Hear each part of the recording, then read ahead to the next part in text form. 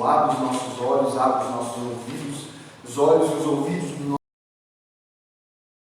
nosso coração, para que possamos compreender a Tua Palavra, para que possamos discernir o espírito do tempo, Senhor, para que somente o Senhor venha reinar sobre os nossos pensamentos, sobre o nosso falar, sobre o nosso agir, que verdadeiramente na nossa vida diária e prática o Senhor venha ser o Rei da nossa vida e a Tua Palavra, o Teu Evangelho venha ser a luz dos nossos caminhos, venha ser aquilo que molda o nosso pensar, aquilo que transforma a nossa mente, para que a nossa vida seja um sacrifício vivo para a glória do Senhor.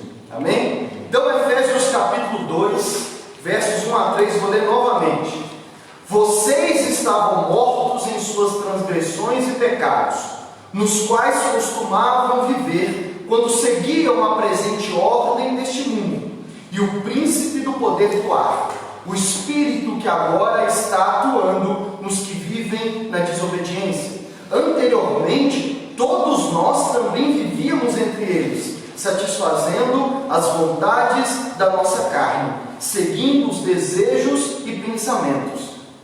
Como os outros, éramos por natureza merecedores da ira de Deus. Algo que eu gosto sempre de lembrar: Paulo aqui está escrevendo para cristãos. O que ele fala aqui é para cristãos, pessoas que já haviam ouvido o Evangelho, já haviam crido no Evangelho, já haviam nascido de novo e faziam parte da igreja.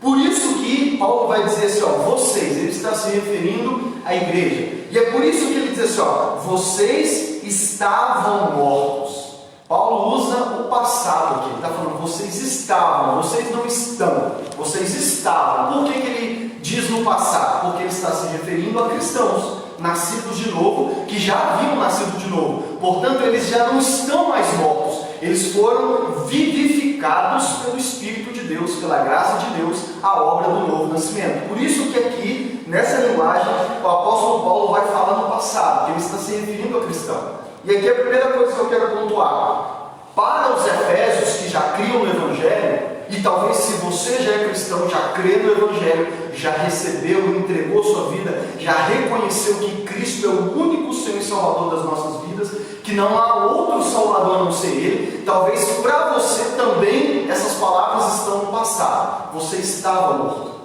Mas talvez, se você ainda não crê no Evangelho, não entregou sua vida a Cristo, não nasceu de novo, essa é uma realidade presente na sua vida. Você ainda está morto em suas transgressões e pecados. Amém? Então, você que está me ouvindo, ou todos que vão me ouvir, a sua realidade ou é uma ou é outra, não tem meio termo, não tem terceira opção. Ou você estava morto, ou você está morto nesse momento. Amém? Mas o que Paulo vai dizer é, falando aos cristãos, vocês estavam mortos em suas transgressões e pecados. E aí ele vai dar alguns sinais que comprovam o fato de como que era a vida ou como que é a vida de alguém morto em seus delitos e pecados. Paulo, qual que é o estado, como que nós identificamos alguém que está morto em seus delitos e pecados? E por causa disso, separado de Deus. Ele vai dizer assim, verso 2, nos quais vocês costumavam viver, os pecados nos quais vocês costumavam viver. E aí ele vai falar três coisas. Na minha tradução NVI está assim, quando é que eu estava morto, quando é que vocês estavam mortos, ou quando é que você está morto? Quando seguiam a presente ordem desse mundo e seguia o príncipe do poder do ar, o espírito que agora está atuando nos que vivem na desobediência. E a terceira coisa que ele vai falar, seguiam satisfazendo as vontades da nossa carne, seguindo os seus desejos e pensamentos. Então preste atenção, o apóstolo Paulo vai dar três sinais para mostrar, e três sinais que evidenciam alguém que está morto, ou alguém, a realidade daqueles que estavam mortos, no caso dos cristãos aqui. Hoje, na era das redes sociais, se fala muito em seguidores, né? Quem que você segue? Você segue fulano, me segue lá e tal. Irmãos, não é de hoje. Não. O ser humano sempre foi um seguidor. Todos nós sempre seguimos alguém ou alguma coisa. A pergunta que nós temos que fazer é: você segue alguém ou alguma coisa? A pergunta não é essa, a pergunta é: quem você segue na sua vida? Porque aqui, os cristãos, atualmente, os efésios, eles agora seguiam a Cristo. Eles eram seguidores de Jesus Cristo. Mas, antes de serem seguidores de Jesus Cristo, Paulo diz que eles seguiam três coisas. Três coisas eles seguiam. A primeira coisa, voltando de trás para frente, tá? Que o meu foco, embora esses três são inseparáveis, eles não andam separados, mas o meu foco da pregação hoje é o terceiro. Mas de trás para frente eu vou falar brevemente. O verso 3, ele diz assim, ó: vocês seguiam os desejos e pensamentos, seus desejos e pensamentos da carne, satisfazendo as vontades da carne. Então, uma das coisas que aquele que está morto, aquele que não conhece a Cristo, não segue a Cristo, ele segue, o que ele segue? Ele segue os seus pensamentos e vontades pecaminosas. Ele é escravo do pecado. Então ele segue. E aí eu quero te lembrar que nas 3 primeiras pregações dessa série eu falei muito sobre isso. Está gravado se você quiser recapitular. Eu falei muito disso, de como que o nosso estado natural é de seguir os desejos do nosso coração, da nossa carne. E carne aqui na Bíblia é a natureza pecaminosa. Desde o Éden todos nós somos pecadores. Falei disso nas 3 primeiras pregações para bater nessa tecla. Paulo diz em Romanos 1 que o coração da humanidade se obscureceu. E aí, Gênesis capítulo 6, verso 5, que eu gosto muito, a Bíblia diz que Deus já no início olhou para a terra e viu que todos os seres humanos, todos os seus pensamentos eram sempre e somente para o mal. Por isso Deus decidiu matar todo mundo com um dilúvio e só poupou uma família.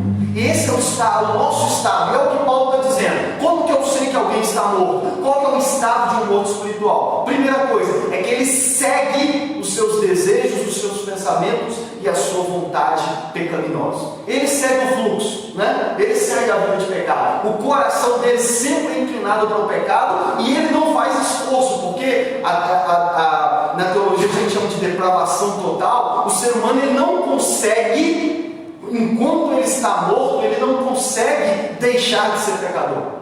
Nós não somos pecadores porque pecamos. Nós pecamos porque somos pecadores. A nossa natureza é pecadora e nós amamos o pecado. Por isso que um pecador morto espiritualmente ele não consegue fazer o que é certo. E eu estava falando isso com 2 pessoas no meu serviço ontem, falando com eles. A primeira coisa que a Bíblia faz quando a gente lê o que é pregado de fato, a primeira coisa que a Bíblia faz com a gente é olhar dentro dos nossos olhos e dizer assim: você é um pecador miserável, você ama o pecado e não consegue deixar o pecado. E o primeiro passo para se tornar cristão, para entender o Evangelho, é crer nisso e entender isso, irmão. Se você olha, uma das pessoas disse assim: eu não vejo isso na Bíblia. Eu perguntei para ele com muito carinho, eu falei: qual Bíblia que você lê? Porque a Bíblia de Gênesis, Apocalipse, a tecla que ela sempre vai bater é essa: a nosso estado natural é de pecador, nós amamos o pecado. E se Deus nos deixar sozinho, se Deus não vier na nossa direção, se Cristo não tivesse vindo nos resgatar e nos tirar do lamaçal do pecado, a gente ia estar lá assim, né, tranquilo, eu gosto e tudo mais. Esse é o nosso estado. Então o primeiro sinal de alguém que está morto é que ele segue. O que ele segue? Os desejos do seu coração pecaminoso. O coração fala: eu quero pecar, e ele fala: vamos embora, estou contigo. Essa é a primeira coisa.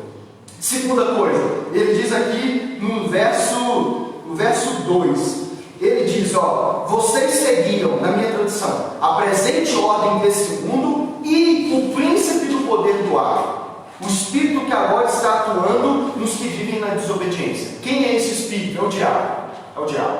Então, a segunda coisa que um morto espiritualmente ele segue sob a influência do diabo. Sobre a influência do diabo. Todos aqueles que vivem na desobediência, que vivem segundo os seus desejos carnais, que vivem afastados de Deus, que estão mortos, irmãos, acredite a pessoa não, ela está sob a influência do diabo e seus demônios.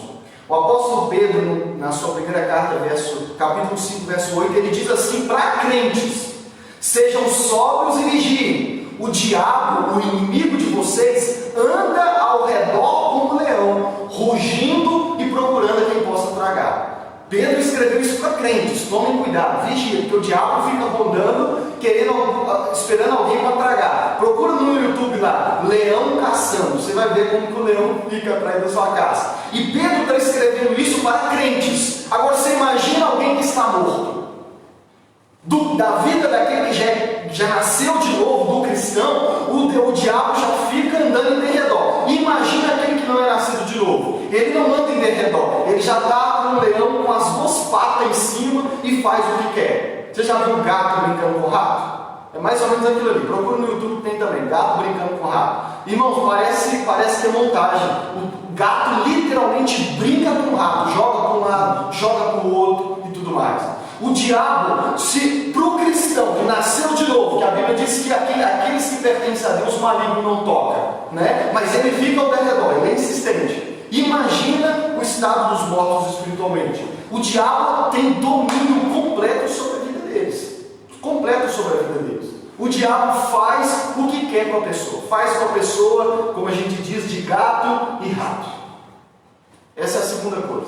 E olha para mim, o ser humano não consegue se libertar do diabo, não tem jeito. Por isso que Jesus Cristo é o nosso libertador, porque é Ele quem vence o maligno por nós. Amém? Por isso que, se você ainda está morto espiritualmente, o diabo faz o que quer com a sua vida, e você não tem força para resistir a ele, para se libertar sozinho. Por isso, se o seu estado ainda de morto espiritualmente, você precisa de um Salvador. Você precisa de alguém que o liberte. Você precisa de um Salvador debaixo dos pés do nosso Senhor e Salvador. Por isso que a Bíblia diz que aqueles que creem no Evangelho, que nasceram de novo, irmãos, o diabo pode rodear e rodear e rodear e não toca. Amém? Não toca. Não toca. Mas, de trás para frente, voltando à primeira coisa que o apóstolo diz, que os mortos espiritualmente seguem. E esse é o foco da minha pregação nessa noite. Ele diz assim, vocês seguiam a presente ordem deste mundo. Em algumas traduções, vocês seguiam o curso desse mundo. A presente ordem deste mundo ou o curso deste mundo, e esse é o meu assunto hoje. Esse é o meu assunto hoje. A ordem do presente mundo. A ordem é aquilo que rege e define e sustenta algo. Você lembra que o lema da bandeira do Brasil é ordem e progresso? Porque para algo progredir precisa de ordem, para algo se manter precisa de ordem. Quando o caos impera, tudo estraga, né? Então tudo nessa vida que sustenta, que sobrevive, que existe, precisa de uma ordem. Ou, na outra tradução, o curso deste mundo. O curso é aquilo que define a direção, né? Nós temos GPS. Se você já andou de carro e você vai para um lugar onde você não conhece, você digita lá no GPS e segue o curso do GPS, que ele vai te mostrar a direção para chegar a algo, né? Você já viu um rio? Você chega na beira de um córrego e vê o curso do rio, né? Ele está indo para lá. Ou se você vê uma poça d'água, normalmente em lugares onde você lava, assim, a maioria das vezes, construções, o pessoal, vou dar um exemplo mais claro aqui. O seu banheiro tem um curso.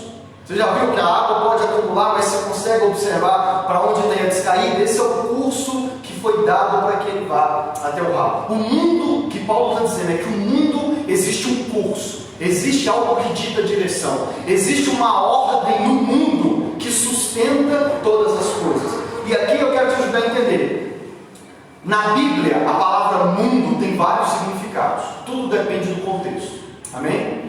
Quando você está lendo a Bíblia, ou se você lê, preste bem atenção nisso. Dependendo das passagens da Bíblia, a palavra mundo vai ter traduções diferentes, vai ter significados diferentes. Amém? Vai ter significados positivos, como Deus amou o mundo de tal maneira, como vai ter significado negativo. Por exemplo, não precisa abrir, 1 João, capítulo 2, versos 15 e 16, João diz assim: não amem o mundo, nem o que nele há. Se alguém amar o mundo, o amor do Pai não está nele. Pois tudo o que há no mundo, a cobiça da carne, a cobiça dos olhos e a ostentações de bens, ou soberba da vida, não provém do Pai, mas do mundo. Então aqui na carta de João, quando ele diz, não amem o mundo, se você ama o mundo, o amor do Pai não está em você. Porque tudo que existe no mundo é três coisas: é a ostentação, a cobiça dos olhos, a cobiça da carne e a soberba da vida ou ostentações de bens. Essas três coisas, resumindo, é pecado. Amém? São três grupos de pecados. O que João está dizendo? No mundo só tem pecado. E é o que basicamente o apóstolo Paulo está dizendo aqui. A mesma coisa. Paulo diz, na linguagem de Paulo, o mundo tem uma ordem, o mundo tem um curso, tem uma direção, tem um fluxo seguindo. E aí João vai dizer, no fluxo do mundo, na ordem do mundo, só tem três coisas: cobiça dos olhos, cobiça da carne, soberba da vida, ostentação de bem. Ou seja, o fluxo do mundo, a ordem do mundo só tem pecado. É governado pelo pecado. Aqui, mundo se refere ao sistema pecaminoso de rebelião da humanidade contra Deus, que sempre está em busca de excluir Deus e rejeitar seu governo e vontade. Então, uma maneira de resumir o que eu estou tentando dizer a partir desses dois textos. Em alguns textos, quando a Bíblia fala de mundo, e é o que Paulo está dizendo sobre o curso deste mundo, é um sistema pecaminoso de rebelião contra a humanidade. A maior parte da humanidade ainda está em rebelião contra Deus. E essa humanidade, em que a maioria ainda é morto espiritualmente, seguindo essas três coisas que o apóstolo diz aqui em Efésios capítulo 2, não tem como ser diferente. É criado um sistema. A maior parte da humanidade ainda está em rebeldia contra Deus. Então, a única coisa que tem no mundo é o quê? Pecado. Porque imagina um mundo cheio de pecadores, juntos, convivendo juntos. Não tem como sair algo de bom dali, a não ser pela graça comum de Deus, né? Não ser pela misericórdia de Deus. Então, o mundo, e aí desenvolve-se um sistema, amém? Desenvolve-se um sistema, desenvolve-se um fluxo que o mundo segue. O mundo aqui se refere ao sistema humano que vive em função de praticar e promover o pecado. Paulo vai falar lá em Romanos, que é o texto base dessa nossa série. No final do capítulo 1, ele vai dizer assim: eles não só praticam o pecado, como aprovam os que praticam. E o mundo é isso, irmão. As pessoas, a humanidade, esse sistema que é o conjunto das pessoas, as pessoas, a humanidade, não apenas praticam o pecado, não apenas segue os desejos pecaminosos do seu coração, como ele também promove, como ele também aplaude quem comete os pecados. Então o mundo não só peca, ele promove o pecado, ele incentiva o pecado. E o pecado não é apenas algo individual, o pecado também é coletivo. Existem pecados individuais, mas o pecado também é coletivo. Nós estamos lendo o Antigo Testamento, estamos no livro de 1 Samuel, e nós vemos como que foram poucas as vezes em que um homem ou uma pessoa pecou sozinho na Bíblia. A maioria das vezes era o povo junto. A maioria das vezes era um grupo que acabava influenciando as outras pessoas. E até quando uma pessoa individual pecou, Deus cobrou o seu povo inteiro. Lembra do pecado de Acã? Foi só Acã que desobedeceu e pecou. Mas Deus falou com quem? Com o povo inteiro. Porque o pecado, ele não é apenas individual, ele é coletivo.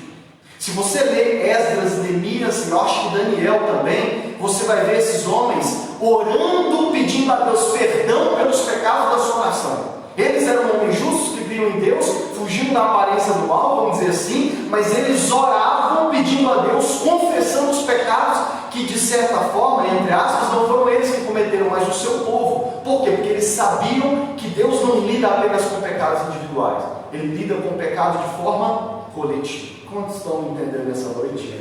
Digo amém. Amém. Irmãos, eu não gosto de usar a palavra difícil pregando, eu evito o máximo. Não gosto de usar termo teológico e tudo mais, mas às vezes é preciso, amém? E hoje eu vou usar uma palavra que eu nem sei pronunciar direito, mas eu acho que vai ajudar você a entender. Tem uma palavra em alemão, a palavra eu acho que pronuncia assim, Zeitgeist, eu acho que é assim que pronuncia, Zeitgeist.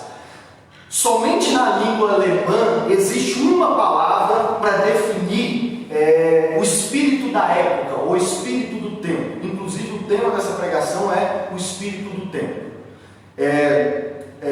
O que Paulo diz, eu vou resumir em espírito do tempo o que ele disse que é o curso do mundo, que é a ordem do mundo, amém? Então o mundo tem um curso, e eu vou chamar, e não sou somente eu, mas a gente costuma chamar de espírito do tempo. E essa palavra, e a língua alemã, existe essa palavra Zeitgeist, que traduzindo significa o espírito da época, ou o espírito do tempo.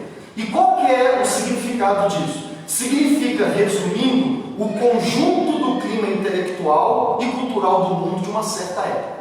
Então, nós vivemos, as épocas são diferentes, né? A gente costuma falar geração, né? Você já ouviu falar de geração Y, geração X, geração Z, geração Y? Por exemplo, eu faço parte da geração Y, porque eu nasci na década de 90. Né? Se você nasceu na década de 90, você faz parte da geração Y. Todos aqueles que nasceram depois de 2000 fazem parte da geração Z. E isso não é algo cristão. O mundo, as pessoas, escritores, jornalistas, a televisão, talvez você vai reparar que direto eles falam isso, a geração Z, a geração Y. O que eles estão fazendo? Eles estão meio que marcando a geração de pessoas através de letra, para você ajudar a identificar. E aí, o que eles fazem? Você consegue, através dessas marcas, geração Z, geração Y, traçar o perfil da geração. Por exemplo, existe a geração Baby Boomers. Qual que é a geração Baby Boomers? São as pessoas que nasceram durante ou depois da Segunda Guerra Mundial. Especificamente quem nasceu durante a Guerra Mundial, os bebês que nasceram durante a Guerra Mundial e cresceram no mundo pós-Segunda Guerra Mundial. É chamado dessa geração. E aí eles lidaram com seus problemas específicos. A geração Z é a geração das redes sociais. Né? É a geração das redes sociais. São os bebês que com 1 ano de idade já está com o celular na mão, né? Viciado em celular. É aqueles bebês que você fica vendo no TikTok, que a mãe toma o celular dele, ele chora, esguela, a mãe devolve, ele cala de novo. Geração Z, né? É a geração Z. E aqui, por que a gente define essas questões? Porque não só cristãos, mas as pessoas estudam as gerações. Cada geração ou cada época tem o seu perfil, tem os seus dilemas. Segundo o significado de Zeitgeist, o espírito do tempo é o conjunto do clima intelectual e cultural. Vou dar um outro significado. Fala sobre a época em que vivemos, como a sociedade se comporta, quais são os seus anseios, sobre o que as pessoas estão em busca. Então, as gerações são diferentes. Você sabe que a época, você ouve os seus pais, os seus avós. Se você sentar para conversar com seus avós, eles vão falar como é que era na época deles, não vão? E aí você vai falar assim, nossa, na minha época é bem diferente. Se você sentar com seus pais, eles vão falar, na minha época é diferente. E aí já é diferente da geração dos pais deles, né? Por quê? Porque cada época é diferente. E nós costumamos chamar de espírito do tempo o conjunto das características de uma certa época.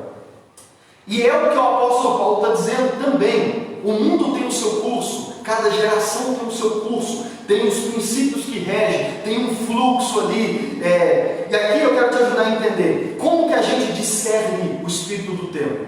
Como que a gente, e aqui eu quero te dizer, qual é o meu objetivo hoje? É ajudar você a entender que principalmente nós cristãos precisamos parar e observar a nossa época. Precisamos analisar e observar o espírito da nossa época. A gente precisa estar atento ao clima, a como que as coisas funcionam na nossa geração, para que a gente, assim como o apóstolo Paulo diga, não siga o fluxo desse mundo. Porque, disse João, o que tem sempre no fluxo do mundo? Pecado, cobiça da carne, cobiça dos olhos, soberba da vida. O mundo, a humanidade pecadora, a maior parte da sociedade, ela não só peca, como promove o pecado. E se nós cristãos, e aqui eu vou passar a te dar exemplos práticos, você vai, acho que agora, se você não entendeu até agora onde eu quero chegar, você vai entender agora com os exemplos práticos.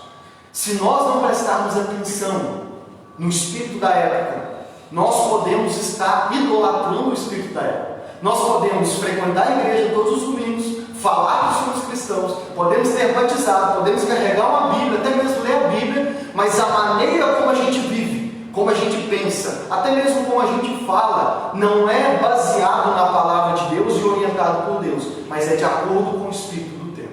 Conseguiu me entender? Acho que agora eu dei um resumo. E por que eu trouxe esse assunto, dentro de vários que eu poderia trazer? Porque eu vou te dar esses exemplos e eu vou te falar que os cristãos, muitas vezes, na nossa geração, nós temos cedido a muitas coisas que é do mundo, vamos dizer assim, né? Na linguagem de igreja, de crente, a gente costuma falar assim, né? Tem gente até que fala, o mundo está entrando na igreja, né? O mundo está entrando na igreja. Os cristãos é que têm se deixado levar pelo fluxo, pelo curso deste mundo. E o que isso tem a ver com Efésios? Porque o apóstolo Paulo disse para os cristãos que seguir o fluxo do mundo, o curso do mundo, era algo que eles faziam quando estavam mortos. Nós que somos cristãos não podemos ser guiados pelo fluxo do mundo, pelo curso do mundo, pelo espírito da época. A nossa maneira de pensar tem que ser diferente, a nossa maneira de falar tem que ser diferente, a nossa maneira de agir tem que ser diferente. Quantos estão entendendo? Diga amém. E deixa eu te dizer, muitas dessas coisas às vezes são bem sutis. Quando a gente assusta, a gente já está falando igualzinho o mundo. Quando a gente assusta, a gente já está pensando igualzinho. Deixa eu te dar um exemplo aqui, eu acho que eu devia deixar até para depois. Mas, às vezes eu gosto de observar muito o status de pessoas que eu sei que são crentes no WhatsApp ou no Instagram. Sabe por quê, irmãos? É um hobby, é quase um hobby. Mas às vezes eu evito para não pecar. Porque Jesus disse, a boca fala o que está cheio o coração, né? Vou parafrasear. Hoje a gente tecla ou posta o que está cheio o coração, ou o que está cheio a mente. E às vezes não devia ser assim, mas o status de alguém fala muito a respeito dela. As redes sociais de alguém falam muito a respeito dela. E às vezes eu vejo, eu estava conversando recentemente sobre isso com a minha mãe e a Mara, né? Que às vezes eu vejo status de alguns cristãos e o que eles postam são filosofias que um cristão não devia seguir. Está entendendo? Aquelas filosofias, aquelas frases de efeito que... Está entendendo? É igual, vou dar um exemplo prático me vem à mente aqui. Vocês lembram uns anos atrás quando um menino roubou e aí tatuaram na testa dele vacilão? Irmãos, naquela época, o que eu vi de crente falando que os caras estavam certos, que devia fazer isso mesmo, é um absurdo. Estão entendendo? Não estou falando aqui que roubar é certo, não. Mas a gente não conserta um erro com outro erro. Amém? A gente não pode aplaudir um erro com outro erro. A gente não pode. Isso é só um exemplo. Amém? Isso é só um exemplo. Então, essa é a importância de nós tratarmos desse assunto. Essa é a importância de nós tratarmos desse assunto. Na verdade, se você reparar, parte das pregações dessa série foi basicamente sobre isso. Quando eu falei sobre a idolatria do amor, e como que às vezes nós cristãos idolatramos o amor sem nem perceber. Amém? Quando nós idolatramos o sucesso, e eu disse para vocês que muitas igrejas, o que elas fazem é incentivar você a idolatrar o sucesso. Estão entendendo? Então várias das pregações dessa série foi esse intuito de despertar você, para você entender que muitos de nós cristãos estamos seguindo as idolatrias e o curso desse mundo. E nós não podemos, que o apóstolo Paulo disse, que se nós entregamos a nossa vida para Cristo, se Ele é o Rei da nossa vida, você entendeu a importância desse louvor? O que esse louvor é profundo? Reina em mim, sobre o meu pensar, sobre o meu falar. Amém? Deus é que precisa reinar em nossos corações. Então deixa eu dar alguns exemplos práticos. Nós precisamos estar atentos com relação ao espírito desse tempo. Lucas, como que eu vou discernir o espírito do tempo? Você pode discernir estando por dentro de, por exemplo, se você for numa livraria perguntar assim, quais os livros que mais vendem? Através do título e dos assuntos dos livros mais vendidos, você consegue identificar o que o mundo atualmente, na nossa geração, pensa, a forma como ele pensa. Através dos filmes e séries, você tem Netflix? As séries e os filmes revelam muito sobre o espírito do tempo. As músicas revelam sobre o espírito do tempo. Até os produtos que são vendidos, o que é ensinado nas escolas. São várias as formas que nós podemos analisar a forma que o mundo e a maior parte da sociedade, ou pelo menos aquilo que tenta nos influenciar, pensa. Toda a produção cultural revela o espírito do tempo, as suas ideologias. Então vamos começar com alguns exemplos práticos. Eu já falei da geração XYZ. Se você pesquisar lá na internet sobre essas gerações, você já vai ter uma noção. Vamos tocar no assunto de música. Você já reparou? Você gosta de música? Você repara? Através das músicas, das letras de música, você sabe como que o mundo tem mudado. Você sabe como que o mundo tem mudado. Por exemplo, eu disse que eu nasci na década de 90, nasci em 93. E quando eu estava nascendo, você lembra de um dos grupos que estourou no Brasil? Os chamados Mamonas Assassinos. Quem se lembra dos Mamonas Assassinos? Quem se lembra das letras dos Mamonas Assassinos? Não é? Eram letras, e aqui deixa eu te dar, o ponto que é o seguinte: você lembra quando o Mamonas Assassinos estourou? As letras deles eram letras diferentes, que falavam de barbáries, né?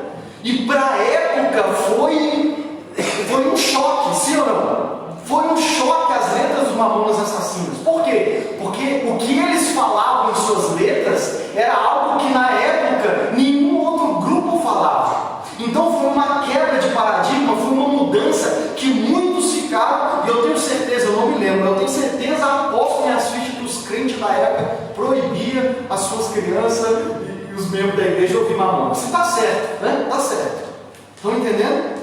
Mas o que eu quero te dizer? É que para a década de 90, os Mamonas Assassinos foi um escândalo. Porque, nossa, a gente não está acostumado com isso. E o público-alvo deles era as crianças, o que é pior, né? O que era pior. Mas deixa eu te dizer, vai ouvir os funks hoje. Deixa eu te dizer, se os Mamonas Assassinas tivessem surgido nessa época que nós estamos vivendo, eles iam fazer esse auê todo que eles fizeram na época? Aposto que não. Por quê? Porque hoje o tanto de funk que tem, que fala coisa até pior do que o que os Mamonas falavam, está entendendo como que os Mamonas para a década de 90 era um escândalo? Hoje, na minha opinião, não seriam mais. Por quê? Porque o tempo mudou. Sim ou não? Percebe? O tempo mudou. O espírito do tempo da década de 90 era diferente do espírito do tempo de hoje. Estão me entendendo? E isso você pode pegar, pega o sertanejo. Uma vez eu ouvi um rapper dando uma entrevista na televisão e ele falava isso. Pega os sertanejos do passado, da sua época, ou da época dos seus pais, dos seus avós. As letras eram totalmente diferentes. As letras que faziam sucesso eram: eu dormi na praça pensando nela, né? Eu dormi na praça pensando nela. Aí pega o sertanejo de hoje: traí, traí sim, e trairia de novo. Está entendendo? Como que é diferente? Totalmente diferente. Totalmente diferente. Então, se você estuda, avalia.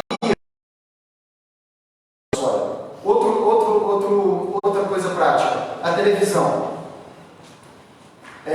Eu sei que tem cristãos e pastores que quase proíbem os crentes de ver televisão. Mas deixa eu, até mesmo a Globo, né? Tem gente que fala, não tem que assistir Globo. Mas deixa eu compartilhar uma opinião pessoal. Eu não acho que você tem que ser viciado em televisão ou viciado na Rede Globo. Mas na minha opinião, uma coisa ou outra, ou pelo menos de vez em quando, você tem que ir lá ver o que está acontecendo. Porque aqui a televisão no geral, mas principalmente a Rede Globo. Se você quer ver o espírito do tempo, o curso do mundo, é só você assistir a Globo. Se você ver os programas da Rede Globo, as propagandas, as pautas dos programas, os assuntos que tem lá no encontro da Fátima Bernardes, os assuntos que trata o Faustão, que trata o Fantástico, você consegue ver pelos assuntos que são tratados, defendidos e divulgados na televisão, como que é o espírito do tempo.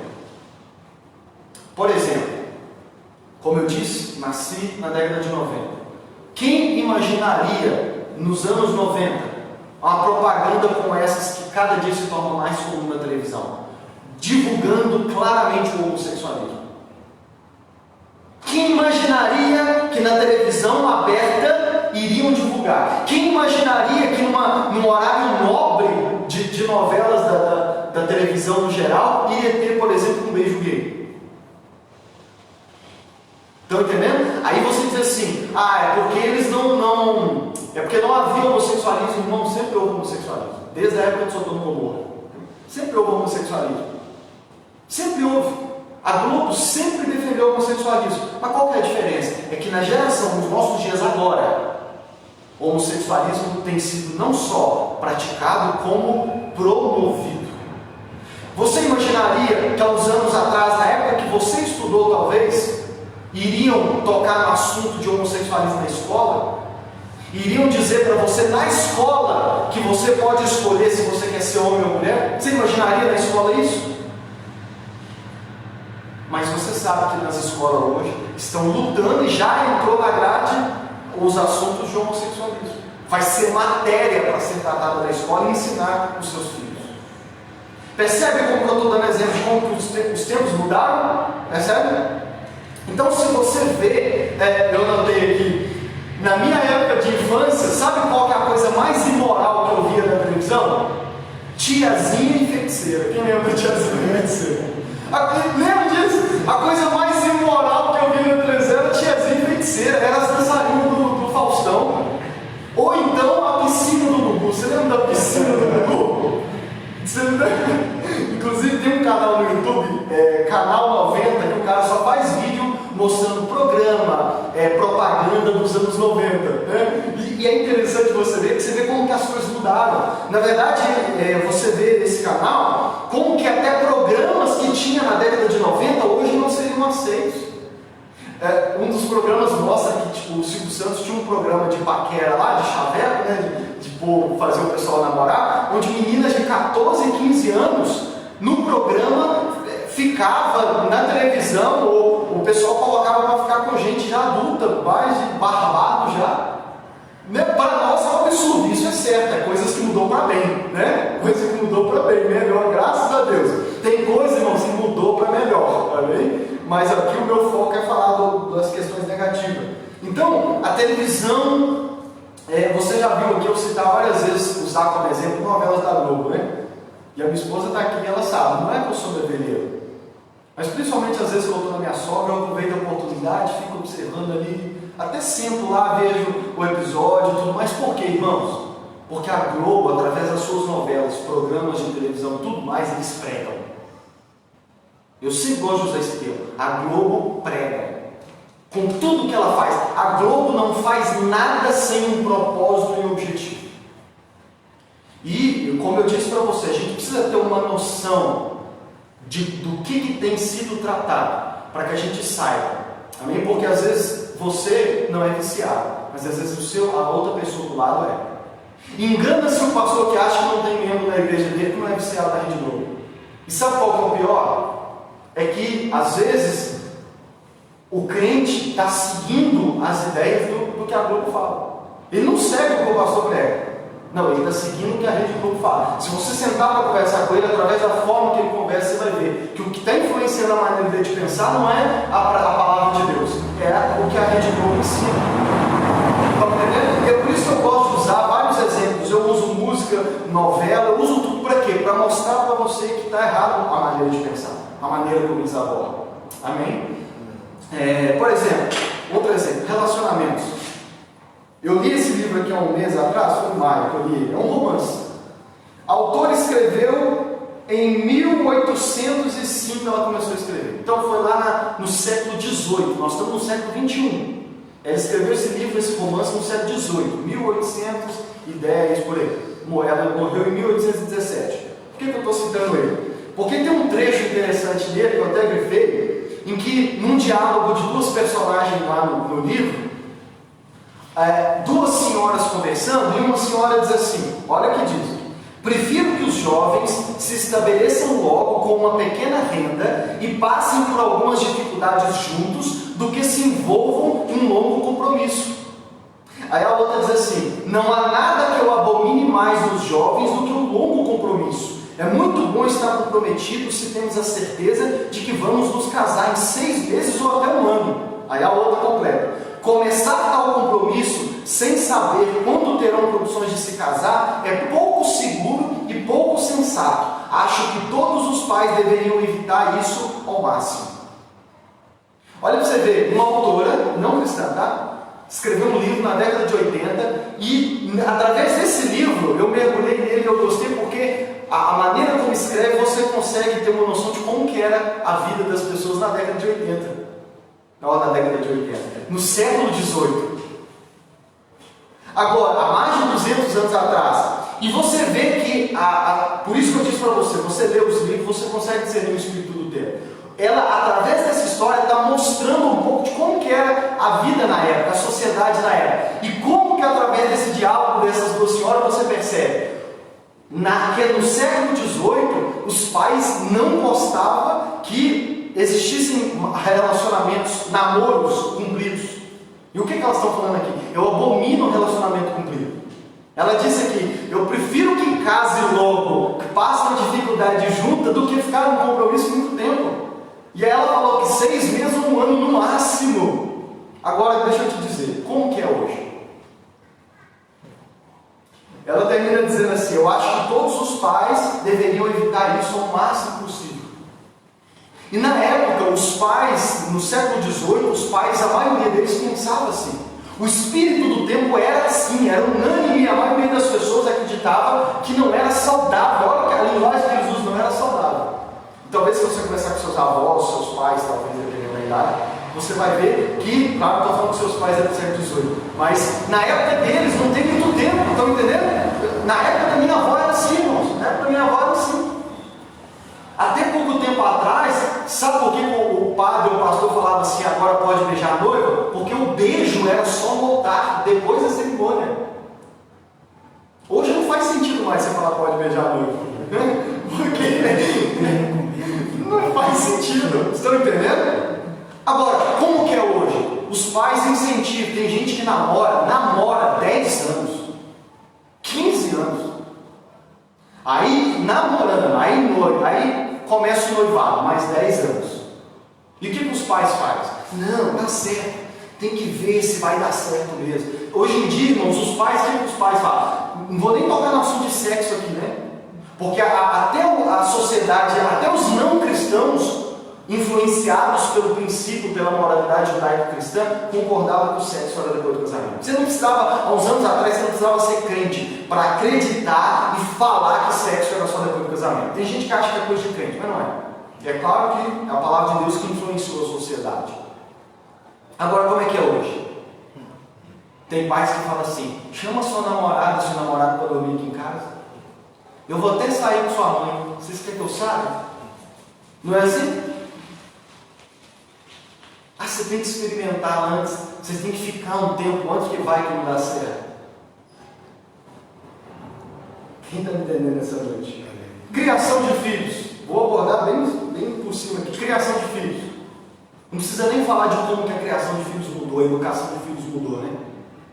Há uns anos atrás, na minha época ainda, escandaloso era pais que não corrigiam seus filhos. Né? Escandaloso era pais que não corrigiam seus filhos. Hoje o escândalo é gerado por pais que corrigem o filho. Você conhece a lei 13.010? A lei Menino Bernardo ou a lei da palmadinha? É a lei que talvez, eu até li essa lei, que eu nunca tinha lido, mas ela diz assim, artigo 18A, a criança e o adolescente têm o direito de serem educados e cuidados sem o uso de castigo físico ou de tratamento cruel ou degradante, como forma de correção, disciplina, educação ou qualquer outro pretexto pelos pais. Se você lê essas palavras, você fala assim, não está proibindo de corrigir, mas na prática, hoje, a forma como eles divulgam essa lei é que o pai e a mãe não podem dar uma chinelada no filho, não. E o que eles fazem? Eles não só dizem que os pais não podem fazer isso, como incentivam e ensinam, professores ensinam, e a televisão ensina os seus filhos a, se o seu pai te der uma chinelada, liga para a polícia. E talvez você já ouviu casos que de fato aconteceu isso. O filho pega o telefone e liga para a polícia e fala, meu pai me deu uma chinelada, e a polícia vai lá. Eu já ouvi vários casos desses. Porque é errado, e às vezes o pai vai preso. Por quê? Porque os tempos mudaram. Hoje na nossa sociedade, o pai que corrige o filho, ele não pode fazer isso, não é sinal de amor. E qual que é o resultado disso? Não sei se você já reparou, mas nunca na nossa geração os pais tiveram tão pouca autoridade sobre os filhos. Qual que é o resultado? É que eu também já cansei de ver, e talvez você já viu pelo menos uma vez na vida.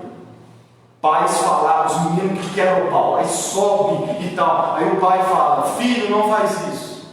Tem uns que não levantam nem a voz, né? filhos, não faz isso, né? Você fica, oh meu Deus do céu, desse jeito aí nem cachorro obedece. Nem cachorro obedece. Aí tem outros que esgoelam, para de fazer isso, João! E o menino entra aqui e sai aqui. Isso os filhos que não mandam o pai para aquele lugar. Filhos que batem nos pais, filho que o pai pode esgoelar. Tem pais que hoje em dia choram, pelo amor de Deus, meu filho. E o menino entra aqui e sai aqui. Por quê, irmãos? Resultado de uma geração, de um espírito do tempo que diz que você não pode corrigir seus filhos. Eu não sei você, mas eu, geração Y, fui criado com o olho. Dependendo da maneira que minha mãe olhava para mim, eu já sabia que o pau ia quebrar. Ontem eu estava vendo um episódio do Todo Mundo Deu Cris, né? E aí a mãe dele virou e falou assim: vai para o seu quarto e espera seu pai chegar. E aí a cena disse assim: eu sabia que isso significava que o pau ia quebrar à noite. Meu pai, ó. Hoje em dia tem isso, irmão. Espírito do tempo. Estão entendendo como que é o espírito do tempo? Homossexualismo. Tem um texto no site Voltemos ao Evangelho. Vou mandar no grupo lá para vocês se quiserem ler. Quando eu vi o título do texto, o título é Por que a homossexualidade não é como os outros pecados? Eu achei estranho, porque eu falei, eu sempre gosto de falar que o homossexualismo não é um pecado maior. Tem crente que acha que o pecado do homossexualismo é imperdoável, né? É igual acha que o suicídio é imperdoável. Nossa, tem gente que tem. É igual uma vez, eu conversando numa mesa de conversa assim, e uma pessoa que se diz crente, quase inspirando ódio no olho assim, contra pessoas homossexuais. Mas ela já divorciou 2 vezes. Aí eu virei para ela e falei assim, eu conheci ela, pessoa íntima, tinha liberdade, eu falei, deixa eu te falar, o mesmo Deus que diz que é pecado o homossexualismo, diz que o divórcio também é pecado, tá?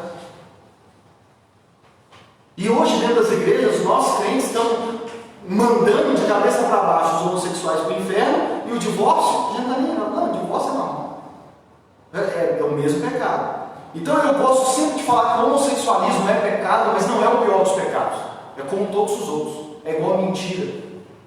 Aí eu li o título desse texto e falei, não, deixa eu ler, porque o cara está falando que o homossexualismo é diferente.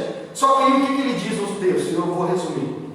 Por que o homossexualismo não é que ele é pior, não é um pecado pior do que os outros? O que ele vai defender no texto, e eu acabei concordando, é que o homossexualismo na nossa geração é diferente porque é o único pecado, é um dos pecados, e talvez diferente de todos os outros pecados, é um pecado hoje que não só é praticado, como é promovido. Como a televisão, os esportes, tudo que você pensar promove esse pecado. Eu nunca vi promover a mentira, nem mesmo a mentira, nunca vi promover o assassinato, nunca vi promover, nem mesmo tão igual é o homossexualismo hoje, a impureza sexual e tudo mais, outros pecados que a Bíblia lista.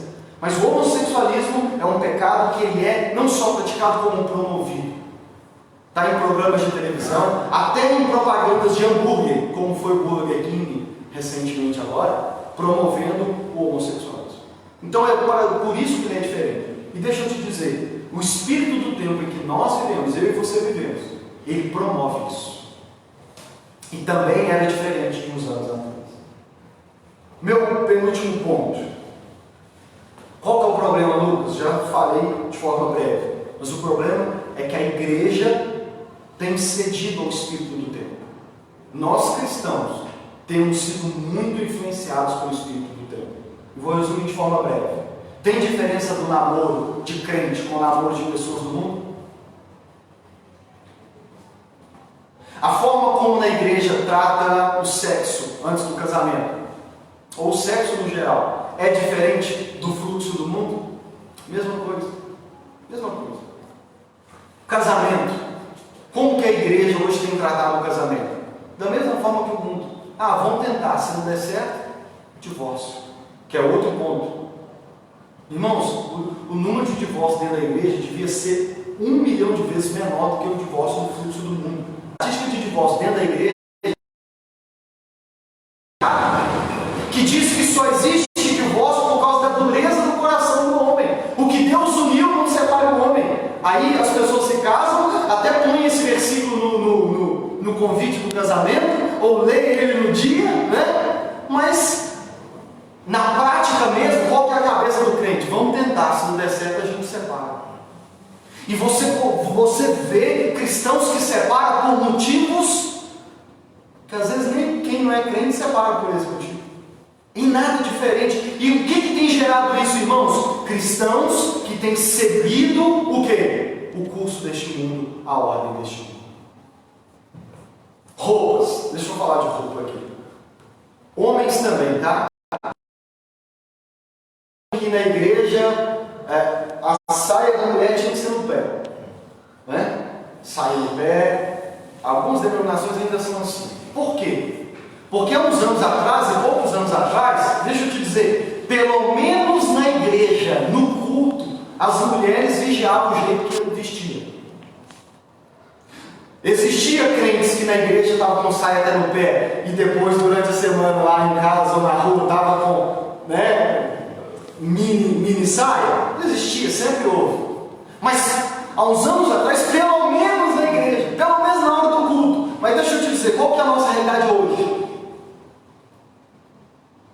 Qual que é a realidade hoje? Eu já ouvi testemunho de pessoas próximas a mim que eu conheço, que confessou para mim uma vez, que até pouco tempo,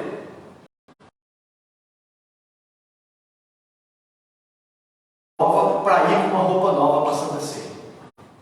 E você sabe que tem igrejas que dia de Santa Ceia é quase um desfile de moda e uma competição para ver quem está mais chique. Talvez você já foi em alguns cultos, algumas igrejas, e, irmãos, tem irmãs que, coitado de quem está na frente, coitado do pastor. É uma luta para resistir à tentação. Se a gente fosse seguir ao pé da letra e fugir da aparência do mal, tinha que, irmãos, estou indo embora. Tinha que ir embora. Estão entendendo se eu estou falando alguma coisa demais aqui? E Lucas, qual que é a origem disso? Espírito do tempo. Espírito do tempo. As irmãs da igreja têm cedido ao espírito do tempo. A idolatria da beleza, que eu não citei nessa série, vai ficar no ano que vem. A idolatria da beleza. E eu não sei medo de falar, tem irmãs e irmãos também, tá? Porque tem irmãos que compram terno de 2 milhões de dólares, né? O terno tem que estar brilhando, o sapato tem que... Estão entendendo? Homens também têm sentido o espírito do tempo. Mas vou resumir porque já está na hora de finalizar. E uma coisa que eu vou falar daqui a alguns meses: ética de trabalho. Há uns anos atrás, você sabe disso, você podia chegar numa loja de alguém que não era crente. Se você falasse assim, eu sou crente, a pessoa falava assim, pode levar, amanhã você traz o dinheiro para mim.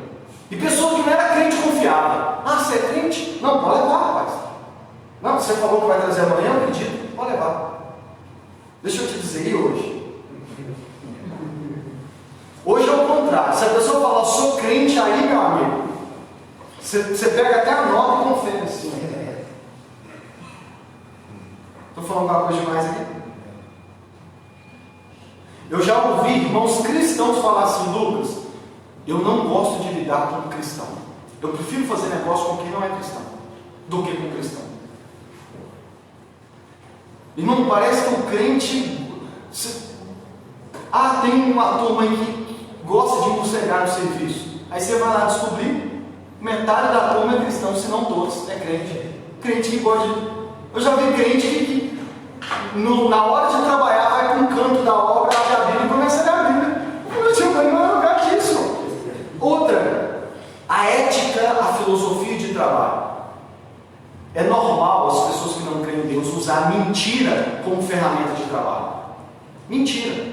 Vou mentir no preço, vou mentir nisso para ter mais lucro. Agora o problema é que hoje empresários cristãos, donos de negócios cristãos também têm feito a mesma coisa, têm agido do mesmo jeito. Cristãos que usam a mentira como ferramenta no seu serviço. Cristãos que tratam os seus funcionários pior do que às vezes o ímpio trata. mas eu vou falar disso alguns meses quando eu falar sobre trabalho. E, se você quiser dar uma palhinha, no meu Instagram eu escrevi 2 textos sobre isso, sobre como que é o Evangelho que deve influenciar. O Evangelho influencia até mesmo a nossa ética de trabalho.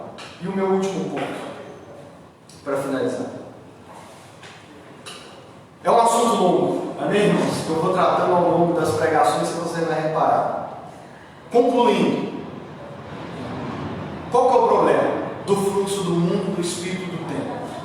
É que se eu e você somos cristãos, se você crê em Cristo, se você crê no Evangelho, o Evangelho é aquilo que influencia, o Evangelho influencia todas as áreas da nossa vida, todas. O Evangelho influencia o nosso casamento, nossa criação de filhos, nossa ética de trabalho, influencia a nossa relação com o funcionário, nossa relação com o patrão. O Evangelho influencia cada centímetro da nossa vida. Ele tem que influenciar. E se de fato eu sou cristão, ele influencia. Por isso que Paulo, quando vai falar para os cristãos aqui, ele diz assim: vocês viviam e seguiam o fluxo do mundo, mas hoje não é mais assim. Hoje vocês não seguem mais o fluxo do mundo. Vocês não podem seguir o fluxo do mundo, porque vocês nasceram de novo, porque vocês creem no Evangelho. E aí eu vou ler o capítulo, verso 4 primeiro. Ele diz assim, olha, depois de dizer que eles seguiam as 3 coisas, ele diz: todavia, Deus que é rico em misericórdia, pelo grande amor que nos amou, deu-nos vida em Cristo, quando ainda estávamos mortos em transgressões. Pela graça vocês são salvos. Paulo está dizendo, agora vocês são salvos. Vocês foram, pela graça e a misericórdia de Deus, vocês nasceram de novo. Vocês foram vivificados. A vida de vocês agora está em Cristo. Ou seja, já não é mais seguindo o diabo, seguindo os desejos pecaminosos e seguindo o fluxo desse mundo. Vocês agora são cristãos, nascidos de novo, guiados pelo Espírito de Deus. E aqui deixa eu ler rapidamente, lá no capítulo 4 de Efésios, dos versos 17 a 24, ele diz assim: assim, continua no mesmo assunto, assim eu lhes digo, e no Senhor insisto, olha o que ele diz, que não vivam mais como os gentios, que vivem na futilidade dos seus pensamentos. Olha o que ele está dizendo, vocês não podem viver mais como os gentios, como os que não creem, porque eles vivem de acordo com seus pensamentos fúteis. Vocês não podem mais viver assim. 18, eles estão obscurecidos no entendimento e separados da vida de Deus, por causa da ignorância em que estão, devido ao endurecimento dos seus corações. Tendo perdido toda a sensibilidade, eles se entregaram à depravação, cometendo com avidez toda espécie de impureza. Avidez é rapidez, é assim que quem não conhece a Cristo vive. Versículo 20, que eu gosto muito. Todavia, não foi assim que vocês aprenderam de Cristo. Aí olha o que ele diz: todavia, eles vivem assim, assado. Por quê? Porque seguem o seu coração, seguem o fluxo do mundo. Aí ele diz: todavia, não é assim que vocês aprenderam com Cristo. Em Mateus 11, Jesus diz assim: venham a mim todos vocês que estão cansados e sobrecarregados, e eu vos aliviarei. Aprendei comigo. O chamado cristão é um chamado ao discipulado, que é uma vida com Cristo, de aprendizado com Cristo. E nós aprendemos com o Evangelho e com Cristo a mudar a nossa maneira de ver todas as coisas e de nos relacionar com o mundo. Verso 21. De fato, vocês ouviram falar dele, nele foram ensinados de acordo com a verdade que está em Cristo Jesus. Olha o que Paulo está dizendo. Vocês conheceram, ouviram falar dele e foram ensinados nele. A vida cristã é uma vida de aprendizado com Cristo. Ele influencia e muda a nossa maneira de ver todas as coisas. Paulo vai dizer em 1 Coríntios: nós temos a mente de Cristo. Nós aprendemos com ele a ver as coisas do mundo. 22 e 23. Quanto à antiga maneira de viver, vocês foram ensinados a despir-se do velho homem que se corrompe por desejos enganosos, a serem renovados no modo de pensar, a revestir-se do novo homem, criado para ser semelhante a Deus em justiça e em santidade provenientes da verdade. A verdade do Evangelho muda a nossa vida. E ser cristão, uma das coisas que nós temos que fazer enquanto estamos nessa terra até Jesus voltar, aprender a se despir do velho homem, a ir tirando da nossa vida as coisas do velho homem e a nos revestir das coisas do novo homem, a semelhança de Cristo Jesus, a semelhança da justiça de Deus. Quantos estão entendendo isso? Amém? Eu gosto, para finalizar, 2 textos. Em Gálatas 2, quando Paulo está contando que discutiu com Pedro, o que ele diz é, Gálatas 2,14, ele diz assim, quando vi que estavam andando, que não estavam andando de acordo com a verdade do Evangelho. Não vou entrar nos detalhes, mas Paulo fala assim, eu repreendi Pedro, eu exortei ele na cara. Por quê? Porque ele e a turma lá não estavam andando de acordo com o Evangelho. Olha para mim, nós não só cremos no Evangelho, como o Evangelho nos ensina a mudar a nossa maneira de viver. Então nós precisamos viver, a andar de acordo com a verdade do Evangelho. E é disso que Paulo, depois de pegar o Evangelho em Romanos 1 a 11, no capítulo 12 ele diz assim, portanto, agora que eu acabei de pregar o Evangelho para vocês, portanto, rogo-vos pelas misericórdias de Deus, que se ofereçam de sacrifício vivo, santo e agradável a Deus, este é o culto racional de vocês. Não se amodem ao padrão deste mundo, mas transformem-se pela renovação da sua mente. E nós renovamos a nossa mente através da verdade do Evangelho de Jesus Cristo. Amém? Portanto, fique de pé.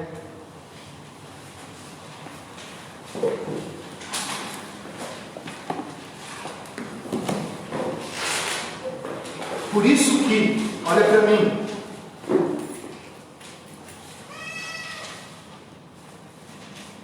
ou você é um seguidor de Cristo, ou você crê no Evangelho, segue a Cristo, e aí o Evangelho influencia tudo na sua vida. E eu estou resumindo aqui, mas eu vou falar mais disso daqui algumas semanas, sobre como, na verdade, o resto do ano agora, eu vou falar como que o Evangelho influencia tudo na nossa vida. Ele influencia tudo. Ele influencia a nossa maneira de pensar e de falar. Amém? Então, ser cristão é seguir a Cristo e andar de acordo com a verdade do Evangelho. Amém? Mas é preciso, como disse Pedro, vigiar. Por quê? Porque nós podemos estar vindo domingo na igreja, até lendo a Bíblia, né? Podemos dizer que é crente, podemos ter sido batizados, mas na nossa maneira de pensar, de falar e de agir, a gente segue o quê? Não segue Cristo, segue o fluxo desse mundo. E aí deixa eu te dizer, isso é uma idolatria, porque o que rege a sua vida não é Cristo, é o quê? É o espírito do tempo, é a maneira de pensar do mundo. E aí você pode estar sendo amigo do mundo, como diz Tiago, e amigo do mundo, como disse João também, porque os dois falam disso. E Tiago diz que se você é amigo do mundo, você é inimigo de Deus. E aqui eu quero te ajudar a entender. Quando a Bíblia diz não seja um amigo do mundo, não quer dizer que você não possa ter amigos que não são cristãos. Não tem nada a ver com isso. Amém? Quando a Bíblia diz amigo do mundo, é esse estado em que você segue o fluxo do mundo. Amém? Em que você segue o fluxo do mundo. Porque se você seguir a verdade do Evangelho, é por isso que os cristãos são odiados. Porque o mundo está seguindo de um jeito e nós estamos na contramão. O mundo promove e diz a homossexualidade é correta, o divórcio tudo ok, namorar, sexo antes do casamento e parará, tudo isso. E nós cristãos batemos o pé e baseado na palavra de Deus dizemos, não é assim. E por causa disso nós estamos contra a maré. Nós estamos na contramão do mundo, como diz, né? Mas na verdade nós estamos na mão certa, é eles que estão na contramão. Mas é por isso que nós precisamos dizer, eu sou cristão, o que influencia a minha vida é a verdade da palavra de Deus, é a verdade do Evangelho. E não importa, mas está todo mundo fazendo, está todo mundo falando. Como diziam nossas mães, você não é todo mundo. Que governa a nossa vida, ainda que eu esteja sozinho. Como disse Lutero, eu posso estar sozinho, mas se eu estiver de acordo com a palavra de Deus, se eu tenho a palavra de Deus, o Evangelho ao meu lado, então eu estou com Deus. Amém? Feche os seus olhos, vamos agradecer a Deus. Medite nisso. Analise mais uma vez o seu coração. Como você tem vivido? Pense nos exemplos que eu dei aqui. Pense nos exemplos que eu dei, pense nos exemplos práticos que eu dei. Será que você tem cedido ao espírito do tempo? Será que você tem permitido as ideias do mundo, o fluxo do mundo, o curso do mundo, as ideologias do mundo ditar a maneira que você vive? Que você pensa a respeito de vários assuntos: sexo, casamento, divórcio, criação de filhos. Será que você tem deixado as séries, os filmes, os programas de televisão, as músicas influenciar a sua vida? Será que você tem deixado os status de WhatsApp, as redes sociais, o que todo mundo diz, o que todo mundo pensa, e você talvez tenha seguido esse fluxo? Se sim, confesse isso a Deus neste momento. Deus, Espírito Santo, dá-nos a mente de Cristo. Que o Senhor possa a cada semana, a cada dia em que nós lemos a palavra de Deus, que a cada domingo que nós ouvimos a palavra de Deus, que, como diz uma canção já antiga, da irmã Fernanda Brum, que possamos nos lembrar todos os dias que nós somos o que a Bíblia diz que nós somos. Nós temos o que a Bíblia diz que nós temos, nós pensamos como a Bíblia diz que nós devemos pensar. Nós não temos mais opinião, nós não temos mais livre-arbítrio, porque nós agora seguimos o que a palavra de Deus diz. Nós não seguimos mais o que o pecado nos diz para fazer. Nós não seguimos mais o desejo da nossa carne. Nós não seguimos mais a influência do diabo. Nós não seguimos mais o espírito do tempo. Queremos ser guiados, queremos seguir o Senhor, a verdade do teu evangelho. Portanto, reina em nossos corações, sobre o nosso pensar, sobre o nosso falar. Faça-nos refletir a verdade do teu evangelho, a verdade da tua palavra. Que as pessoas, ao olhar para nós, que elas possam ver o Senhor, que elas possam ver a realidade do evangelho. Que as pessoas, ao ouvir nós conversarmos, nós falarmos, que possamos refletir no nosso falar a verdade da tua palavra, a verdade do teu evangelho. Que possamos, Senhor, verdadeiramente, como Jesus disse, através dessa vida seguida e guiada pela verdade do teu evangelho, sermos luz nesse mundo, sermos sal nessa terra, Senhor. E que possamos, Senhor, levar a verdade do teu evangelho às outras pessoas. Que possamos levar a verdade do teu evangelho a essa cidade. Que possamos levar a verdade do teu evangelho àqueles que ainda estão mortos em seus delitos e pecados, seguindo o fluxo desse mundo, o curso desse mundo, sendo influenciados pelo diabo e seus demônios, seguindo os desejos pecaminosos do seu coração.